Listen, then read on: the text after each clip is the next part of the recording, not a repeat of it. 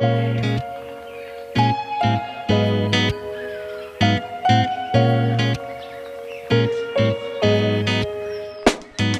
bonsoir à toutes et tous et bienvenue dans Virage à l'Ouest, le podcast qui explore les trajectoires de vie et les tournants professionnels des Rochelais et des Charentais-Maritimes.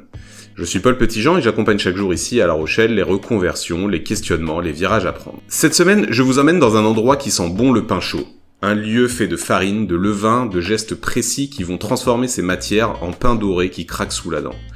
Mais attention, dans ce fournil, les produits sont 100% locaux, bio et sans levure pour éviter d'alourdir les estomacs.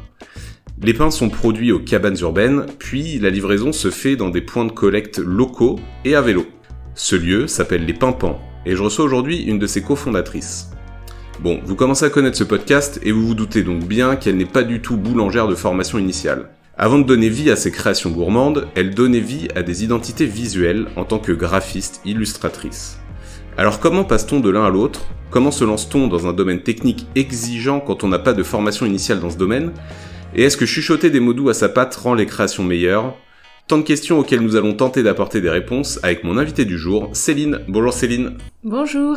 Comment vas-tu ? Très bien, merci. Merci d'avoir accepté mon invitation. T'es prête à nous raconter un petit peu ton parcours ? Oui. Ce que j'ai dit sur les Pimpans, c'est bon ? C'est tout à fait ça. Ouais. T'as des trucs à rajouter peut-être ?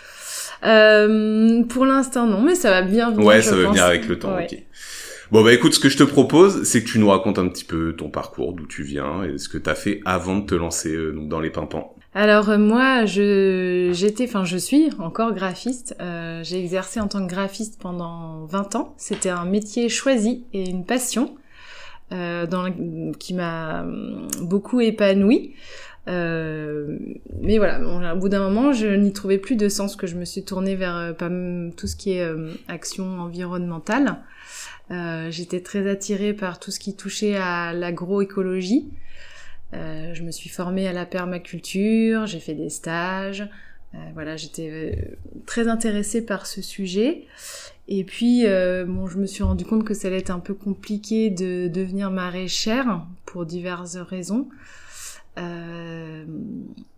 Donc j'ai continué dans mon métier de graphiste et je me suis tournée vers des clients qui travaillaient dans l'agroécologie, dans l'agroforesterie même plus précisément. Et si on revient juste au départ, tu dis que c'est un métier choisi, passion, t'as fait tes études là-dedans et tout ça ? Ouais, à 15 ans, j'avais décidé d'être graphiste. Donc j'ai fait mes études d'art appliqué et j'ai travaillé dans le graphisme dès le début. Donc et t'en étais plutôt satisfaite ? J'ai adoré ce métier. Ok. J'aime encore ce métier. J'aime l'image encore. Et c'est ça qui est intéressant justement, c'est pas parce qu'on change de métier qu'on tourne la porte à celui d'avant. Donc et je continue de pratiquer encore un petit peu pour le nouveau métier, enfin pour les Pimpans. Et puis aussi, alors là, en phase de lancement des Pimpans, c'est compliqué de faire de l'illustration pour moi, pour le plaisir. Donc ça viendra plus tard, parce que quand on a l'œil, on l'a toute la vie. Et alors, j'ai vu que t'étais graphiste illustratrice, ça veut dire que Oui. tu faisais tes dessins toi-même, c'est ça ? Oui, je faisais beaucoup d'identité visuelle, et à côté de ça, je faisais des illustrations pour des entreprises. Ouais. Ok. Ouais, je faisais moi-même. Donc t'as une âme d'artiste dès le départ. C'est ça ? Ouais, je crois que... oui, artiste, en fait, c'est un grand mot, hein. Ça peut être artiste. On peut être artiste dans la vie sans faire de l'illustration. On peut même être artiste en faisant du pain. Exactement. Je suis sûr. Ouais, en fait, à partir du moment où on crée, on est artiste quand on crée quelque chose. Ok, donc début dans le graphisme. Alors, tout de suite, parce que j'ai vu que t'étais freelance quand t'étais graphiste. J'ai commencé salarié. Okay. Et j'ai travaillé quelques années salariée et puis je me suis mise à mon compte en Allemagne on est rentré en France et j'ai continué en tant que freelance. Ouais. Le monde du salariat, t'as senti vite que c'était pas fait pour toi ou Non, c'était une opportunité de me mettre à mon compte. Franchement, il y a des avantages et des inconvénients des deux côtés. Après, quand on commence à travailler à son compte, c'est compliqué, je pense, de revenir comme salarié, à moins d'avoir un besoin spécifique dans sa vie personnelle ou professionnelle. C'est vrai que souvent on a tendance à continuer vers le chemin de l'indépendance. Ouais. Et en Allemagne alors, du coup t'as été vivre en Allemagne combien d'années ? Ouais, 7 ans. J'ai eu mes enfants en Allemagne et j'étais à mon compte en Allemagne. T'as parlé tout à l'heure d'attrait pour l'environnement, du coup, alors c'est ça Ouais. qui a fait que t'as remis un petit peu en question ce métier de graphiste? Ouais, en fait, à la naissance de mes enfants, je me suis penchée sur tous ces sujets-là. Je pense que on le fait un peu naturellement quand on voit arriver ses enfants. Et je me suis intéressée à tous les métiers qui touchaient à la terre, à la biodiversité. Et c'est comme ça que j'ai décidé de commencer à travailler pour des entreprises qui travaillaient là-dedans. D'accord, donc au départ, tu regardais pas tellement... Enfin, j'étais intéressée, j'étais comment dire sensibilisée, mais pour moi j'étais pas assez active.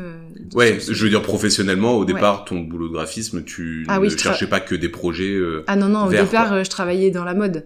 Ok. Donc j'étais dans la mode ou dans tous ces sujets qui sont pas du tout vertueux. Ouais. Donc non, c'est venu après, avec la naissance des enfants, du coup, c'est ça qui a été le déclic. Ouais, il y a clairement un virage à la naissance des enfants. Ouais. Et après, alors du coup, retrouver des missions. Donc t'as dit stop aux missions que t'avais avant? Ouais, ça s'est fait progressivement. En fait, la transition, elle s'est faite doucement. Et puis après, c'est pas évident de trouver des clients qui travaillent dans l'environnement parce que il y a beaucoup d'associations ou d'entreprises qui n'ont pas forcément les moyens ou le financement. Donc j'en ai trouvé quand même quelques-unes. Et puis voilà, après je ne faisais plus que ça. Et après, donc voilà comment ça s'est passé pour la suite. En fait, ça n'était plus assez. Donc là, j'ai commencé à m'investir personnellement dans des associations de manière bénévole. Et en fait, là, je commençais à toucher un peu le changement, enfin, aller vers le changement. C'est le début un petit peu du process. Mais à ce moment-là, au moment où tu t'investis dans des associations, tu te doutes pas que tu vas changer de métier? Ah non, pas du tout. Pas à ce moment-là. Pas du tout. Moi, j'étais encore en train de me dire que je cherchais à à travailler dans le graphisme, pour des clients vertueux dans le graphisme, mais je me disais pas du tout que j'allais lâcher mon métier, en fait. Et alors, comment ça s'est passé le process de ça? Donc, tu commences à t'investir dans des assos? Je m'investis dans des assos, je fais plein de rencontres. Et surtout, à l'époque, je mangeais plus de pain parce que j'avais mal au ventre. Ça me faisait mal au ventre. Et là, je rencontre un boulanger à La Rochelle qui faisait son pain au levain. C'était Farine au sel, Sylvain. Et donc, je deviens une de ses clientes. Et puis un jour, Sylvain, en fait, a dû arrêter de sa boulangerie à La Rochelle. Donc, je me suis dit, bon, je vais faire mon pain moi-même. Et en fait, là, il y a quelque chose qui s'est passé, en fait. J'ai eu un coup de foudre. J'ai fait une rencontre aussi de la personne qui allait être ma future associée, enfin, qui est devenue mon associée. À ce moment-là aussi, qui a commencé à me parler de levain. Et puis alors là, c'est parti, en fait. Je suis vraiment tombée amoureuse du truc, du process, de l'alchimie, de comment ça se passe. Donc j'ai fait mon pain chez moi. Ça devenait vraiment une addiction, en fait. Ah oui, à ce moment-là, ok. Fallait pour quelqu'un qui mangeait pas de pain et qui commençait à en faire des tonnes. Je pouvais de nouveau remanger du pain et en fait c'est devenu vraiment une lubie. Et là à ce moment-là j'ai fait un bilan de compétences à ce moment-là. Ok. Donc ça s'est retrouvé au même moment et en fait le bilan de compétences je l'ai vraiment fait très rapidement et très rapidement ce projet de reconversion a émergé. Et notamment dans la boulangerie. Pour autant, alors donc du coup ce qui est intéressant, c'est que finalement t'es parti du graphisme sans en avoir vraiment marre, parce que la plupart des gens que j'interviewe oui. ont souvent partent de leur ancien métier parce que vraiment elles en peuvent plus. Alors en fait, c'était pas le cas. Non, mais il y a quelque chose que j'étais arrivée au bout de quelque chose. Maintenant, avec le recul, je peux en être consciente. En fait, la reconversion m'a permis de voir que j'étais sur des rails et que je ne voyais plus ce qui fonctionnait ou ce qui fonctionnait pas dans mon métier. J'avais perdu un peu confiance en mes capacités, j'avais un peu perdu la niaque aussi, donc j'avais perdu tout un tas de choses qui m'empêchaient de faire du graphisme correctement. Et en fait, en faisant la reconversion, ça m'a redonné un regard là-dessus, en fait, de me dire, mais en fait... Finalement, j'étais une graphiste compétente. Bon, j'aurais très bien pu me dire, ok, je retourne dans le graphisme. En fait, non, j'ai continué. J'étais lancée dans le pain, donc. Ok. Mais ça permet d'ouvrir vraiment, d'enlever des œillères, en fait. Ouais.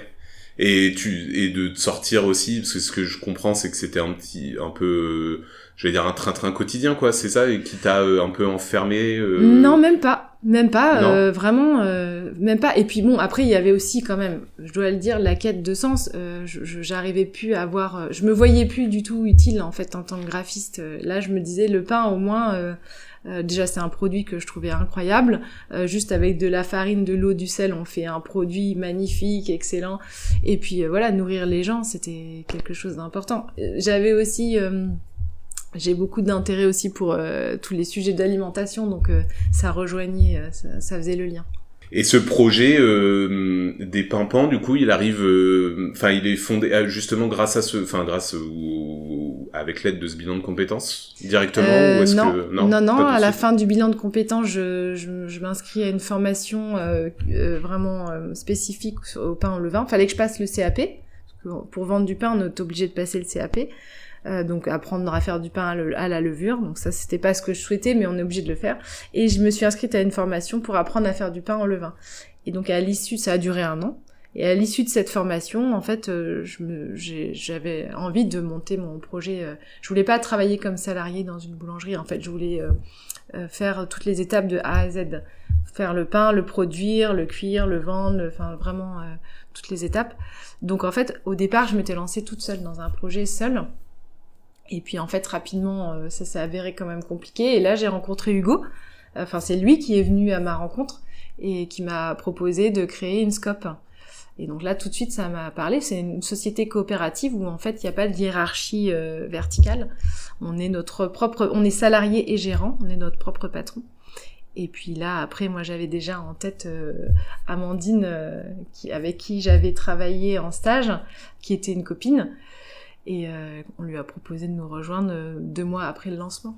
Donc là, vous êtes 3 en ce moment. On est 3, donc Hugo était comptable, Amandine était traductrice. Ah oui, ça vient de 3 univers complètement différents. Ouais, et on se complète parfaitement. Les langues, la compta et l'illustration. Ouais.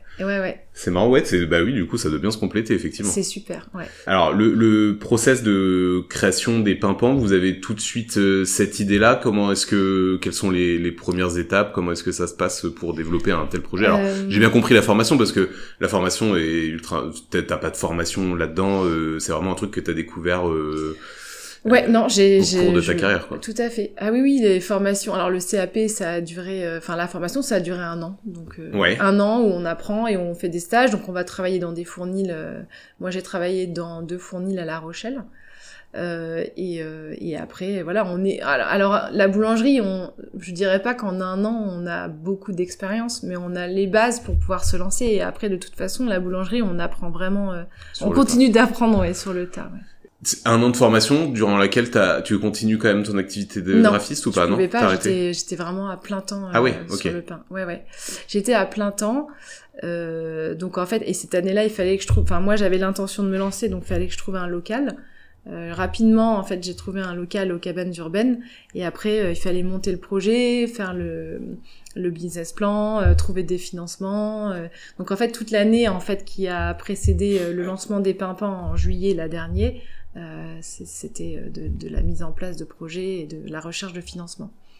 Juillet 2024. J'ai mis juillet 2025, pardon. Ah, 2025, oui. Ouais. Alors, donc la formation, ok, qui dure 1 an. Alors, du coup, tu te rémunères, c'est de l'apprentissage, en fait, c'est ça? T'avais un salaire sur l'apprentissage ou Même non? pas, en fait. Moi, j'étais à mon compte, donc j'avais peu d'aide. J'ai réussi à avoir une aide de la région en tant que femme. Quand on a fait un métier à son compte, on a très peu d'aide, après, pour se former. C'est vrai que quand on est salarié, il y a beaucoup plus de choses mises en place. Donc j'avais une aide de la région et c'est tout. Ouais, okay. C'est tout en fait. Et puis en fait j'ai un conjoint qui a permis lui gagne sa vie, donc heureusement que j'étais accompagnée. Ok. Toute seule, je sais pas si ça aurait été plus compliqué. Ouais.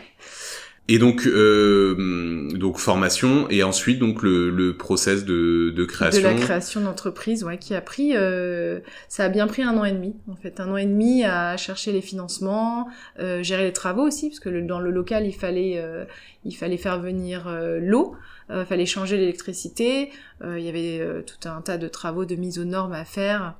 Donc moi je me suis retrouvée chef de je sais pas comment on dit, chef de chantier Ouais. pendant 1 an et demi.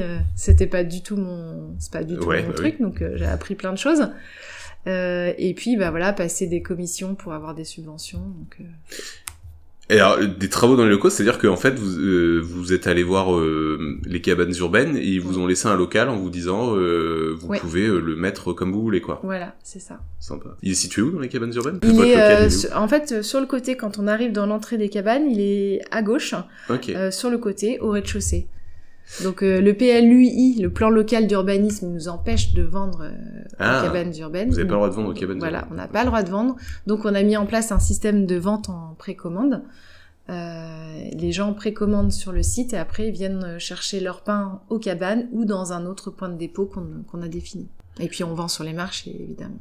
Et alors, bon, évidemment, on a parlé de ton engagement dans l'environnement, etc. Il fallait aussi que ce projet soit vert. On est d'accord. Il fallait qu'il soit vert. Ça fait vert. partie des... Ouais, alors l'idéal, ça aurait été de faire ça avec un four solaire, mais c'était un peu compliqué. Mais je perds pas le... Ouais, c'est toujours dans les projets. Ouais. D'ailleurs, il y a une copine qui est en train de lancer ça à Nantes, qui lance son fournil solaire. Donc c'est... Voilà, je place ça là comme ça, il y aura toujours des oreilles attentives. Et en fait, oui, il fallait que ce projet soit vertueux, mais à plusieurs niveaux, au niveau du respect du vivant en général. Donc c'est-à-dire de nous, déjà, qu'on puisse ne pas être esclave de notre travail, et aussi du vivant, de la biodiversité. Donc on travaille avec que des produits biologiques. On livre à vélo, donc on essaie de réduire un peu notre impact carbone. Et puis notre four électrique, on a un économiseur de puissance qui nous fait un peu baisser. Après ça reste un four électrique, donc on cuit 2 à 3 heures par jour, du mardi au vendredi. Donc pas de cuisson toute la journée. Donc voilà. Et pas tous les jours. Et pas du mardi au vendredi. Donc mardi, mercredi, jeudi, vendredi. Ouais, voilà. Okay. Ouais. Ça fait 4 jours sur 7. Et puis on dort la nuit. J'ai vu ça sur votre site, effectivement, vous mettez ça en avant, parce que du coup, oui, l'image qu'on a de la boulangerie, c'est faut se lever à pas d'heure oui, pour avoir du pain tôt le matin, du pain frais tôt le matin, il faut que les boulangers travaillent la nuit. Ouais. Donc ça, nous, on était d'accord là-dessus avec Hugo et Amandine, on voulait pas le faire. Et on voulait proposer aux gens un pain un peu plus tard dans la journée, qui nous permettent de dormir la nuit, mais comme c'est un pain qui se conserve, en fait le pain on peut le garder plusieurs jours, donc on l'achète en fin de journée, le lendemain matin il est encore bon. Okay. Enfin, il est même encore bon pendant plusieurs jours, plusieurs matins. La manière dont vous le faites fait qu'il se conserve plus longtemps, quoi, c'est ça? Oui, c'est simplement la manière, c'est le levain en fait. Ouais, ok. Un pain 100% levain avec des fermentations longues, ça permet de le conserver plus longtemps. Ok.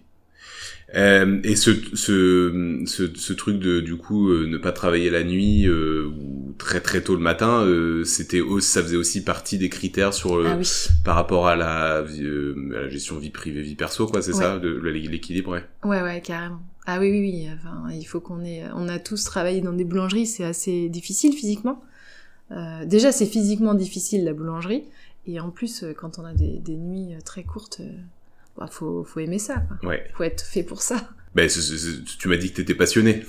Oui, mais là, moi j'ai besoin de dormir. T'es passionné par la nuit aussi. Ouais. J'ai besoin de dormir la nuit. Je comprends tout à fait.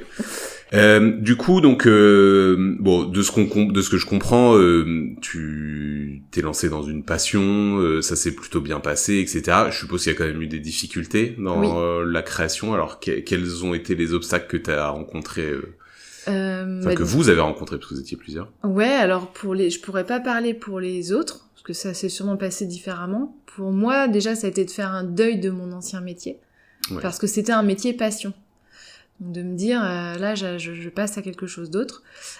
C'était pas facile de se retrouver. Moi, j'avais été salariée à des postes quand même plutôt bien. Après, j'étais à mon compte, donc j'étais mon propre patron. Et là, de se retrouver en stage dans des fournils où on redevient salarié, c'était pas facile. Donc il fallait garder le cap, en fait, se dire voilà, moi je suis là pour apprendre, pour pouvoir monter mon propre projet après. Donc ouais, c'est une vraie question, ça, parce que effectivement, quand on quitte un métier passion comme ça, alors où certes tu commençais à avoir fait un petit peu le tour, mais bon, quand même, c'était quelque chose qui te faisait quand même toujours vibrer. et qu'on se lance dans une nouvelle activité, alors qui est aussi passion, mais dont finalement on est sûr de rien. Alors, on est sûr de rien, ouais. Tout à fait. Comment ça se passe? Comment on se rassure? Est-ce qu'il n'y a pas des moments où on se dit purée, pourquoi j'ai fait ça? Si. J'adorais ce que je faisais. Toute l'année, en fait, je me suis posé des questions. Je me suis dit, mais qu'est-ce que je fais là? Pourquoi est-ce que j'ai lâché mon métier d'avant? Pourquoi je fais ça? En fait, il faut tout le temps garder comme un petit phare en tête. Se dire, ok, n'oublie pas, tu le fais pour ça. Mais oui, en fait, c'est exactement comme un processus de deuil. Il y a toutes les questions, les passages difficiles, les doutes, et puis au bout d'un moment on se dit bon, en fait il faut que je le fasse, j'ai décidé de le faire, il y a cette envie qui est là depuis le début, faut pas l'oublier, tout le temps se la remettre en tête, je le fais pour cette raison, parce que j'avais cette envie, parce que voilà, toutes les raisons qu'on avait, faut tout le temps se les redire. Se le redire ou se le noter quelque part peut-être, ouais. Voilà, tout à fait. Et puis en fait, à un moment donné, on dit non, là, il faut que j'aille jusqu'au bout. Et finalement, il y a un moment donné, on se dit bon, ok, je vais jusqu'au bout. Si ça marche pas, au moins j'aurais été jusqu'au bout, j'aurais pas de regrets. Alors que d'arrêter en cours de route quelque chose qui nous tient comme ça à cœur, on a des remords. Et en fait, c'est difficile, mais c'est normal. Ouais, c'est difficile de se lancer dans quelque chose, même si c'est notre passion, sans savoir vers quoi on va, quoi. Ah oui, il faut sortir de sa zone de confort. On sait pas si on va aimer, on sait pas. Parfois, il faut limite en fait être dans l'action et se fier à l'action. Se dire, ok, là, j'y suis. Qu'est-ce qui se passe dans mon corps? Ok, je sens que ça va. Allez, on y va. Donc, faut se fier à des signaux corporels, quoi. Ouais, tout à fait. Ouais, c'est clair. Ok, est-ce qu'il y a eu d'autres difficultés? Donc il y a ce truc de quitter un métier passion pour une nouvelle passion. Mm-hmm. Est-ce qu'il y a eu d'autres difficultés rencontrées? Je dirais à part la création d'entreprise. Mais que tu connaissais déjà du coup?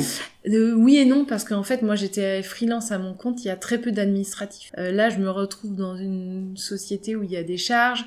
Alors par chance je me suis associée avec une personne qui était comptable, donc il y a énormément qui a beaucoup de notions dans ce domaine-là.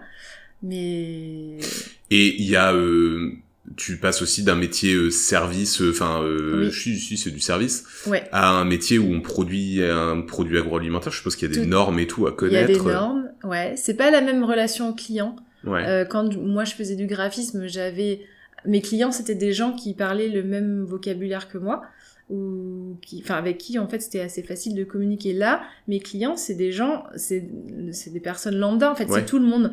Donc c'est pas forcément les mêmes personnes qui vont parler le même vocabulaire que mon nouveau métier. Ouais, tout à fait. Donc nous on a des attentes par rapport à nos produits, mais en fait le client lui aussi il a des attentes. Donc en fait faut faire un compromis en fait entre nos attentes, nos valeurs, ce qu'on veut mettre, ce qu'on veut vendre, et puis le client qui est lui en fait, c'est un peu lui qui va dicter, entre guillemets. Nous, on va l'accompagner, mais lui, il va un peu dicter le marché. Mais du coup, vous avez dû faire des compromis sur certains produits ou par rapport au marché? Non, après, il y a certaines choses qu'on ne souhaitait pas trop faire au début, comme du pain sans gluten.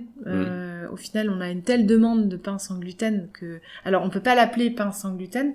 C'est du pain qui est naturellement sans gluten, comme le sarrasin. Parce qu'il y a une appellation en fait, spéciale. On peut pas l'appeler sans gluten parce qu'on est un fournil qui utilise de la farine. Pour appeler un pain sans gluten, il faudrait ne travailler que le sans gluten. Okay. Il y a toujours de la farine volatile. D'accord. Donc on a eu une telle demande de pain sans gluten qu'on a fini par faire un pain sans gluten. Ok. Donc c'est pas un gros compromis. Ouais, non, ça va, ça reste quand même dans la lignée. Ouais, ça va. Dans l'esprit du truc, quoi. Est-ce que, alors comme tu l'as dit tout à l'heure, donc vous produisez aux cabanes urbaines, mais vous vendez sur des points de vente aussi, enfin des points de vente, comment on peut appeler ça, des relais, on livre à des points de dépôt et ouais. On vend sur les marchés. Ouais. On n'a pas de boutique. Donc du coup, ça a dû aussi impliquer de trouver ces points de relais, je suppose, au départ. Oui, on est encore en train de trouver. En fait, on cherche encore des points de dépôt où on peut venir livrer des pains dans La Rochelle. Ouais. Donc ça, c'est constamment en mouvement parce qu'on en a ouvert certains au début, puis on les ferme et puis on en ouvre d'autres, donc ça bouge. On teste, c'est aussi un moyen de se faire connaître. Et puis à terme, ce qu'on voudrait, c'est pouvoir livrer des grosses quantités d'un seul coup, par exemple au magasin bio ou les marchés, le marché du vendredi, ça fonctionne bien. Oui, parce que là aussi, vous êtes regardant sur les lieux où vous allez déposer votre pain, ouais. Ouais. Je suppose que vous recherchez des lieux vertueux et tout ça, quoi. Après, des gens qui ont les mêmes valeurs que nous, c'est pas... Oui. C'est juste, les valeurs, c'est bien manger, et puis des produits qui respectent le vivant, donc ouais, des produits plutôt écolo, bio. Ouais, ok. C'est difficile à trouver, du coup, ces lieux-là? Après, c'est des lieux qui sont soumis à des process, donc nous, on arrive là, on est en plein dedans, là. Donc oui, c'est pas évident, surtout il commence à y avoir des boulangers bio au levain, il y en a quand même certains à La Rochelle, de qualité en plus. Donc, Et sur les marchés, ça fonctionne bien? ouais, le marché du vendredi, ça fonctionne bien. On est les seuls boulangers le vendredi après-midi, place de Verdun. Donc ça marche très bien. On est en face du fromager, à côté des jambons, donc c'est très bien. Pratique. Alors, se lancer, est-ce que si on avait dit à la Céline plus jeune, plus tard tu seras boulangère, enfin, allez, vulgairement plus tard tu seras boulangère, elle l'aurait cru ou pas? Eh ben, pour la petite histoire, en fait, moi, mon prof de CP, je lui avais dit que je voulais être boulangère. Ah, c'est vrai? Okay. Ouais, je m'en souviens pas, c'est ma maman qui m'a raconté ça. Et moi, j'ai toujours aimé le pain et j'ai toujours dit que je préférais ne pas manger de pain que de manger du mauvais pain. Donc c'est toujours un produit, quand je pars en vacances, par exemple, sur les marchés, j'ai toujours cherché les boulangers, les endroits où on faisait du pain. Donc, il y avait un truc avec le pain, ça c'est sûr. Mais non, je m'imaginais pas du tout. En fait, je m'imaginais pas changer de métier. Mais pas du tout. Jamais de la vie. Tu saurais dire ce qui te passionne autant dans le pain et pourquoi le pain et pas un autre objet culinaire? Je crois que le pain, ça symbolise, au niveau de l'alimentation, ça symbolise quelque chose de fort. Alors déjà, je trouve que le lien entre le sol et l'alimentation, enfin le pain, ça fait un beau lien entre le sol et l'alimentation, parce que pour moi, le grain de blé, c'est quand même... c'est la céréale qui sort du sol. Bon, là, peut-être que j'extrapole, mais bon, bref, il y a un lien. Tu viens d'un milieu non, pas du tout. Agricole, je viens pas d'un milieu agricole. Okay. Et puis, en fait, pour moi, du bon pain, ça peut vite devenir la base de l'alimentation, en fait. Moi, le pain, c'est vrai que souvent, maintenant, il remplace le glucide dans mon assiette. Donc, je vais manger... si je mange des pâtes, je mangerai pas de pain, mais je vais manger une tranche de pain avec de la salade et un œuf, et voilà, j'ai un repas qui est équilibré. Ok, donc ouais, c'est le côté universel un petit peu, quoi, c'est ça? C'est le côté universel, ouais. C'est le produit qui est, je sais pas, il y a quelque chose de millénaire dans le pain. Ouais, bah oui, on a toujours mangé du pain. Ouais. C'est beau, ça fait appel aux 5 sens, parce que ça sent bon, au toucher, ça craque, c'est agréable, visuellement, c'est chouette, le goût, moi j'adore le pain, donc... Ok. Est-ce que, du coup, alors dans ce process de reconversion, donc t'as dit que t'avais fait un bilan de compétences, est-ce que t'as été accompagné par d'autres personnes? Parce que, enfin, c'est quand même une reconversion qui passe un petit peu du tout au tout, c'est un gros projet où il faut être accompagné. Comment est-ce que tu t'es... alors, avec tes associés certainement, mais comment est-ce que vous avez fait pour... Non, moi mes associés, je les ai vraiment... on s'est mis ensemble plus tard. Oui, je me suis fait accompagner à la fin de mon bilan de compétences. Je me suis fait accompagner par une dame, mais d'un point de vue personnel, en fait, pour arriver à fermer une porte et en ouvrir une autre. Ah oui, d'accord, ok. Parce que ça j'arrivais pas. Le côté psychologique, un petit peu. J'arrivais pas à passer le cap, en fait. Et cette dame m'a aidée en quelques séances, et le jour de mes 40 ans, je dis, ok, j'arrête, je change, je m'inscris à la formation, et on y va. T'arrivais pas à passer le cap, c'est-à-dire t'arrivais pas à faire le deuil de ton métier d'avant, quoi. Ouais, j'arrivais pas à me dire j'arrête le graphisme pour me lancer dans quelque chose d'autre. En fait, j'avais peur de perdre mes compétences. J'avais peur, en m'arrêtant, de perdre tout ce que j'avais acquis. Ah, ok. Et en fait, c'est l'inverse, finalement. C'est ça qui est important, je trouve, dans les reconversions. C'est de voir la reconversion comme... c'est quelque chose qu'on ajoute, en fait. Ça vient pas effacer une expérience. Donc, et ça, c'est très riche. Et ça vient même mettre en lumière beaucoup de problématiques qu'on pouvait avoir avant, dans lesquelles on tournait en rond. Ouais, tout à fait. Ça remet en perspective un petit peu, puis ça, même des fois, ça permet de voir ses anciennes compétences sous un autre angle. Exactement. Ouais. Donc du coup, tu t'as pas perdu tes compétences en graphisme? Non. Alors, t'en fais encore un petit peu ou pas? J'en fais un petit peu pour l'entreprise. J'ai pas beaucoup de temps. Ok. Parce que en fait, le graphisme, ça nécessite une grande place mentale. Beaucoup de temps mental, je veux dire.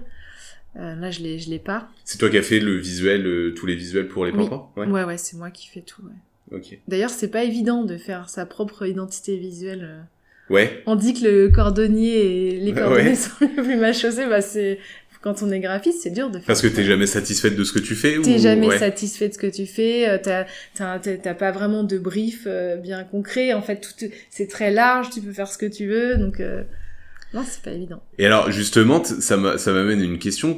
Donc vous êtes 3 aujourd'hui. Comment vous répartissez les différentes tâches? Est-ce que tout le monde fait un petit peu de tout ou est-ce que chacun a sa place? Tout le monde fait un peu de tout et c'est ça qui est hyper riche. C'est qu'en fait, on boulange tous. On livre tous, on vend tous, on cuit tous le pain. Enfin, en fait, on se répartit les journées, en fait. Et après, c'est vrai qu'on a nos casquettes, par exemple. Moi, je vais être plus, mon travail va plus être axé sur la com, le démarchage, la relation client. Hugo, lui, qui est comptable, il va s'occuper de toute la gestion, compter les sous, enfin, voilà. Amandine, elle est passionnée de fermentation. Donc, Amandine, elle s'occupe de la prod. Donc quand on a un souci dans la prod, Amandine, c'est elle qui réfléchit, qui va chercher la solution. Donc en fait, on se complète vraiment. Et on a tous cette appétence pour la fabrication du pain. Ouais, vous êtes tous passionnés par par ce monde-là, quoi. Oui. Et c'est eux, ils ont découvert aussi sur le tard pendant leur carrière cette passion-là. Alors moi, je suis la plus vieille. Amandine est un peu plus jeune et elle a fait sa reconversion il y a 4 ans, je crois, quelque chose, enfin un peu avant moi, elle a plus d'expérience. Et Hugo, lui, il est plus jeune que moi, mais on a passé notre CAP en même temps. D'accord. Donc oui, Donc c'est des gens que t'as rencontrés pendant ta formation? Non. Tu connaissais avant? Non, je les ai vraiment. Hugo, je l'ai vraiment rencontré. En fait, j'étais dans mon projet et il m'a appelé en me disant est-ce que ça dit de faire une société coopérative et on s'est rencontrés et là je dis ok, on y va. Je le connaissais pas. D'accord, ah oui, d'accord, il t'a proposé ça sans... Ouais. Alors vous connaissiez pas. Je me suis fiée à mon feeling et puis je me suis dit là, j'ai pesé dans la balance assez rapidement et là je me suis dit ok, c'est cool, il a l'air chouette, on y va, allez. Ok. Donc... Ouais, des fois, faut se fier à son instinct, ouais. Surtout quand il y a des relations humaines, souvent exactement. l'instinct est bon, ouais. Et je regrette pas. Donc vous faites tous un petit peu de tout et ça permet d'être polyvalent. Alors du coup, oui. t'as dû apprendre beaucoup de choses, hormis faire du pain. Oui. J'ai réappris à jouer à la marchande, par exemple. Ouais, oui, c'est vrai.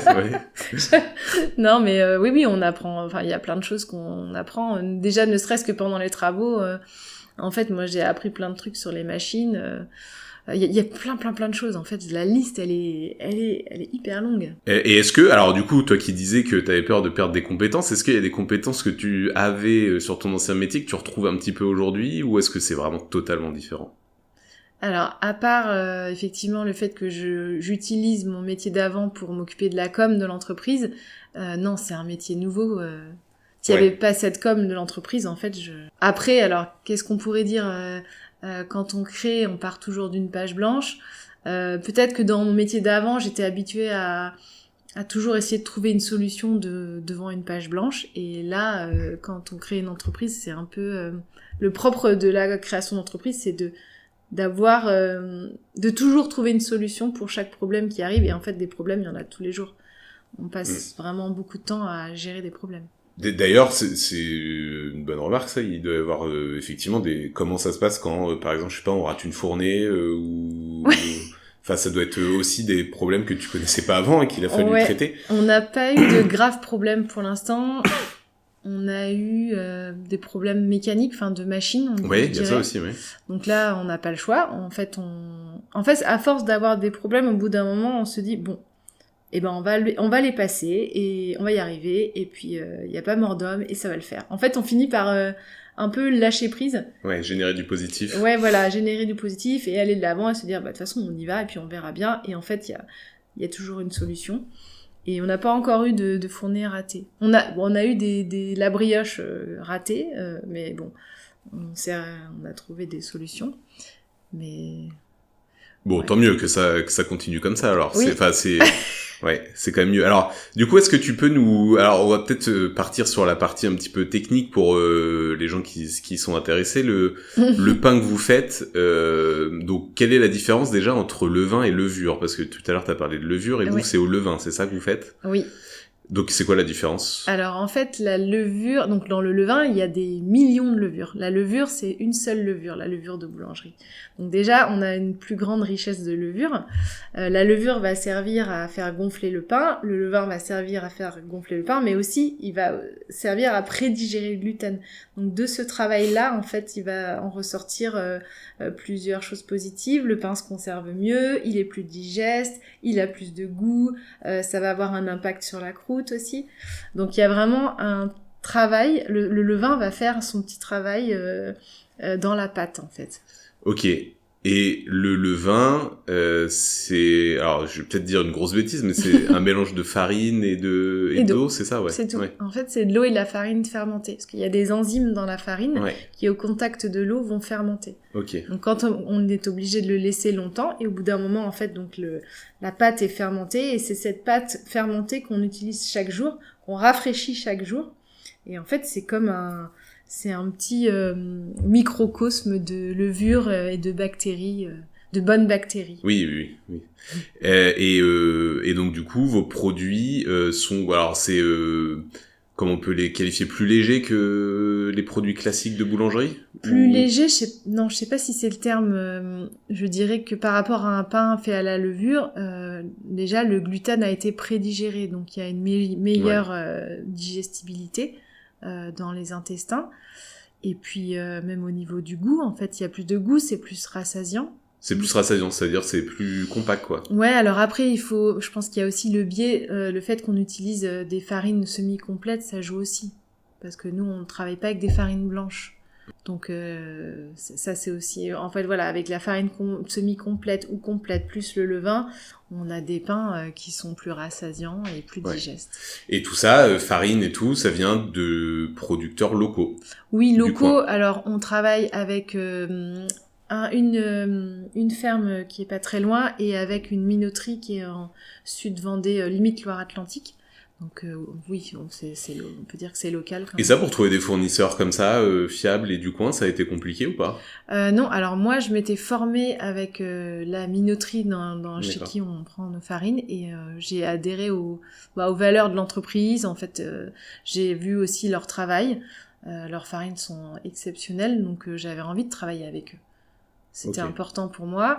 Et puis, travailler avec une personne aussi sur le territoire, c'est une femme qui produit ses farines, c'était important aussi. En fait, on a décidé de donner des noms féminins à tous nos pains. Des noms de femmes militantes pour les droits de la femme ou de l'environnement. Bon, c'était un petit clin d'œil au début. Moi, j'étais seule.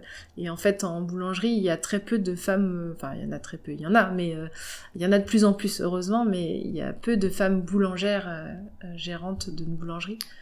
Ouais. Donc voilà. Donc, il y a un côté engagé aussi, un petit peu. jusque dans les noms des pains. Ouais. Et puis le reste, le sel, donc c'est du sel de l'île de Ré. L'eau, c'est de l'eau filtrée, osmosée. Et voilà, on a nos produits. Et puis bon, tout ce qui est graines ou flocons d'avoine, ça c'est pareil, ça vient du coin. Super. Bon, du coup, si on fait si on prend un petit peu de recul sur tout ce parcours-là, alors donc t'as dit que les pimpans existent vraiment depuis juillet de cette année, quoi. Donc c'est encore jeune. C'est jeune. Mais est-ce que quand même, avec un petit peu de recul, quel regard tu portes un petit peu sur cette reconversion, sur ton parcours d'avant par rapport à aujourd'hui? Alors oui, c'est ce que je voulais expliquer sur l'entrepreneuriat. Ça c'est important. Je tiens vraiment à le dire parce que moi-même je m'en rendais pas compte avant de me lancer là-dedans. C'est quand on se lance dans un projet comme ça, on ne sait pas faire, pas beaucoup plus que la moitié des choses qu'on va être amené à faire. Et ça peut paraître effrayant ou ça peut paraître décourageant, mais finalement, si on a eu la capacité de faire les 50 premiers pourcents, en fait, on va apprendre sur le tas et ça va passer. Et en fait, c'est comme ça pour beaucoup d'entrepreneurs. Enfin, pour beaucoup de gens qui créent leur entreprise, en fait. Donc, il y a une phase un peu difficile où on se dit, oh là là, je vais jamais y arriver. Et puis, en fait, quand on prend les choses une par une, qu'on s'entoure, qu'on n'hésite pas à demander de l'aide et pousser les portes, on finit par y arriver, doucement. Ouais. Progressivement. Demander de l'aide, c'est un truc important aussi. Je pense, depuis que je suis à mon compte, moi, je me rends compte qu'il y a des gens qui adorent t'aider, Mais bien et sûr. qui sont même dont c'est le métier. Et en fait, il y a plein de gens qui sont là pour t'aider et qui seront contents de le faire, Bien sûr. peu importe le sujet. Ah mais bien sûr, demander de l'aide c'est la base. En fait, les gens sauront nous dire s'ils veulent pas ou s'ils peuvent pas nous aider. Ouais. Et puis en fait, on peut pas tout savoir, c'est pas possible. Bah non, ouais, c'est clair. Donc, et puis nous, on est en SCOP. Et en SCOP, en fait, on a le devoir d'aider les autres SCOP ou d'aider les... Et ça fait partie aussi des valeurs qu'on partage avec les associés. C'est de transmettre quelque chose. Donc si quelqu'un... de transmettre quelque chose, partager, et puis filer un coup de main, en fait, ça fait partie des valeurs. Quand tu dis que vous avez le devoir d'aider d'autres scopes, c'est Oui. dans les statuts et tout ça ou... je sais pas si c'est officiellement dans les statuts, à vrai dire, mais on en a déjà parlé. Mais en tant que SCOP, oui. En fait, le but, c'est qu'il y ait une entraide entre les SCOP. Ok. Donc ça c'est... Et puis de toute façon, comme pour nous c'était assez logique... Ouais, oui, c'était aussi pour ça que vous aviez fait ça. Oui. Ouais, partager, transmettre, c'est important. En fait, c'est aussi la promesse que j'ai fait dans les fournils en SCOP où je suis allée, où j'ai reçu énormément. Ouais. Et je leur ai promis que tout ce qu'ils m'avaient transmis, je le retransmettrai à nouveau. Donc c'est ce qu'ils t'ont transmis, c'est quoi? C'est ce truc d'entraide, Ouais, et puis leur savoir-faire en ouais. fait qui m'ont transmis, des façons de travailler, de voir les choses. Et transmettre du coup, ce serait alors bon, pour l'instant vous êtes encore en phase de lancement, mais ce serait l'étape d'après de je sais pas, transmettre comment se fait le pain, etc. On aimerait bien faire des ateliers, ouais. Pour les particuliers, pour les gens en fait qui aimeraient bien faire leur pain chez eux. On aimerait bien parce que en fait faire du pain chez soi c'est pas si compliqué que ça, et c'est pas parce qu'on fait du pain chez soi qu'on va arrêter d'être client d'une boulangerie. Bon, et si on montrait à la Céline, le graphiste qui commençait à se questionner un petit peu sur est-ce que je suis... Enfin, qui commençait à s'engager aussi dans l'environnement et tout ça, le projet que tu fais aujourd'hui, elle serait contente, elle serait fière? Ah oui, mais j'aurais pas cru. T'aurais pas cru capable de faire ça? Ouais. Non, j'aurais pas cru que je pouvais... À cette époque-là? Ouais. Pourquoi? En fait, ça a demandé tellement de sortir de ma zone de confort, d'aller vers un milieu que je connaissais pas, de réapprendre quelque chose. En fait, je m'imaginais pas qu'on pouvait réapprendre un métier à 40 ans. Après, bon, les formations sont assez courtes, hein, ça dure 1 an. Mais il y a quand même un réapprentissage, il y a un apprentissage des gestes, il y a des techniques, du vocabulaire. Mais en fait, quand on est intéressé, ça entre. Donc c'est quoi qui t'a permis? C'est vraiment de trouver cette passion qui t'a permis de passer le cap, de se dire, de passer de je suis pas capable à mais non, mais je vais le faire. Bon, en fait, je crois qu'il y a eu un petit comme un petit challenge de se dire allez. Je pense que ça arrive aussi avec l'âge peut-être. À un moment donné, on a besoin de se prouver quelque chose, on a envie de se prouver quelque chose. Donc c'était vraiment allez, on y va. Ok. On se lance et puis on verra bien, même si c'est inconnu. Sachant que, bon, alors c'est beau de dire tout ça, mais il faut quand même aussi derrière avoir avoir des finances, il faut aussi être capable derrière parce que se lancer tête baissée comme ça peut être dangereux pour certaines personnes. Oui, on avait quand même fait tout un plan. Voilà. Un plan de financement, on était accompagnés, accompagnés par l'URSCOP, l'Union nationale des SCOP, la banque nous suivait, on avait potentiellement une subvention, donc en fait on partait pas, tout était quand même bien cadré, quoi. Ouais, voilà. Je pensais que c'était important de le rajouter parce que on n'est pas quand même voilà, en se disant du jour au lendemain je me lance dans un nouveau truc aujourd'hui, quoi. C'est la décision de changer, de se former qui a été je me suis dit allez, faut y aller, mais une fois après de lancer le projet, il fallait que tout soit vraiment bien cadré, sécurisé, exactement. Ouais. Trop cool. Eh ben écoute, tu parles de ton métier avec passion en tout cas. Ça c'est clair, mais ça se sent que tu aimes ce que tu fais. Et ce qui est intéressant, c'est que tu aimais déjà ce que tu faisais avant, et puis que finalement, t'as quand même changé. Mais et donc ça, c'est aussi un truc qu'on peut mettre en avant, parce que comme quoi, on peut aussi changer même si on aime ce qu'on fait. Et c'est pas pour ça qu'on va oublier effectivement sa vie d'avant, etc. Mais pour quelque chose qu'on aime aussi. Et il y a aussi ce côté valeur aussi, je pense, qui était important dans ton changement, le côté défendre des valeurs. Hyper important, Et qui a fait peut-être aussi que t'as finalement eu ce déclic, quoi.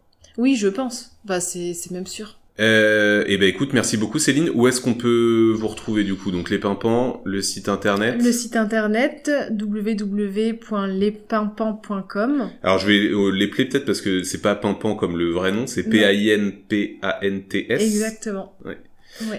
Sur Instagram. Sur Instagram, sur les marchés du coup, le vendredi uniquement. Vendredi après-midi à Verdun. Place de Verdun. Jeudi matin à Port-Neuf. Ok. Et pour l'instant, mercredi matin au centre-ville. Oui, donc c'est une activité qui se développe pas mal. Oui, après on va voir comment la météo nous suit. Ouais, c'est vrai qu'il y a ça qui va arriver bientôt, ouais. Mais par exemple, une météo très humide, ça joue sur la qualité du pain ou pas? Oui, le pain va être plus mou. Après, là, vendredi dernier, il pleuvait, c'était bon, ça posait pas de problème. En fait, ce qui pose problème, c'est quand il y a tempête, quoi. Ouais, oui, bah oui. Et ne serait-ce que pour que le stand tienne debout. Pour que le parasol ne s'envole pas. Bon, je mettrai tous les liens en description du podcast et puis donc les marchés vendredi, jeudi, mercredi. Super. Merci beaucoup Céline d'avoir accepté mon invitation. Plein de bonnes choses pour la suite, beaucoup de réussite. Et puis merci à vous tous et toutes de nous avoir écoutés. Merci aussi au Coworking Working Share qui nous accueille pour l'enregistrement. Merci à toutes et tous, excellente journée et je vous dis à très vite pour un nouvel épisode.